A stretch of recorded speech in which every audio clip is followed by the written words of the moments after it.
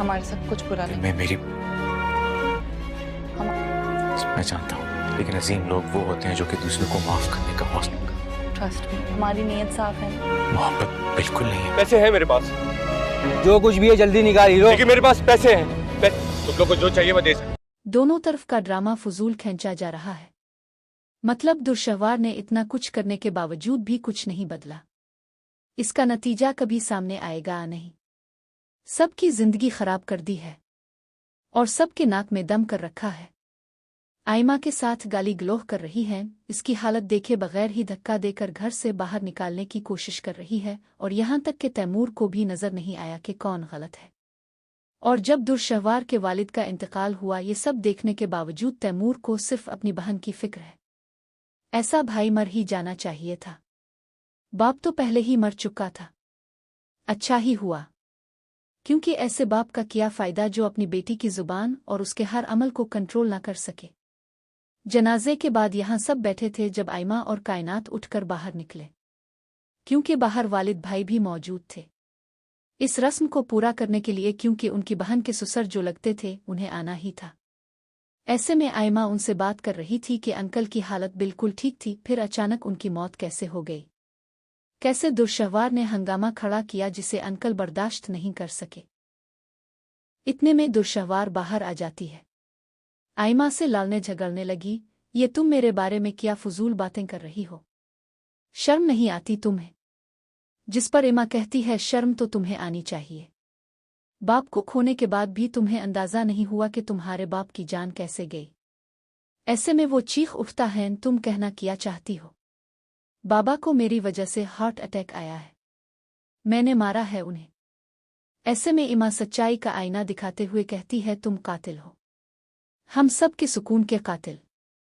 ऐसे में तैमूर अपनी बहन का साथ देता है। चुप हो जाओ इमा, बस बहुत हो गया। बाप खोया है हम दोनों ने और ठीक है, तुम्हें जाना है तो यहाँ से चली जाओ। वलीद तैमूर के रवैये पर परेशान हो जाता है, लेकिन तैमूर को इस वक्त सिर्फ अपनी बहन नजर आ रही है। वो दुर्शहवार को लेकर अंदर चला जाता है।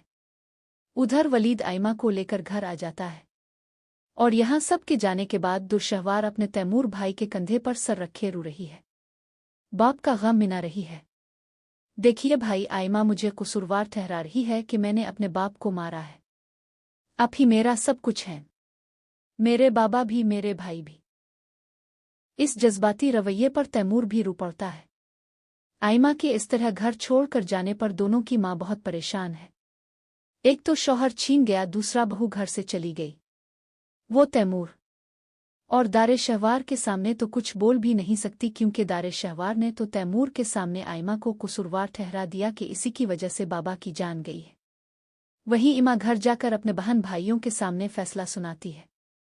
अब लोग दारे शहवार को अच्छी तरह जानते हैं, वो मेरी जान की दुश्मन बन चुकी है। वो मुझे अब इस घर में रहने नहीं देगी। अगर तैमूर को लगता है कि दारे शहवार ठीक है, तो मैं इस रिश्ते में रहकर खुद को मजीद तकलीफ नहीं दे सकती। बहुत अच्छा फैसला किया इमा ने, क्योंकि तैमूर जैसे मर्द को छोड़ देना उसके लिए बेहतर होगा, जिसकी आंखों के सामने सब कुछ हुआ था। कैसे दर्शवार ने वलीद के नाक में दम कर दिया। शहीर ने वलीद से तलाक मांगी, लाल लाल कर सबका जीवन हराम कर दिया। लेकिन अब वही बहन इसे ठीक लगती है और आयमा गलत।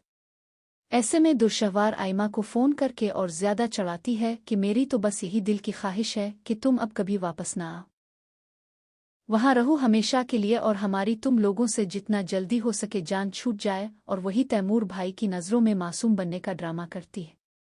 मैंने आयमा को फ़ोन किया था कि वो घर वापस आ जाए, लेकिन इसने तो मुझे इतनी बातें सुनाईं। तैमूर को दुर्शहवार की बातों पर यकीन है।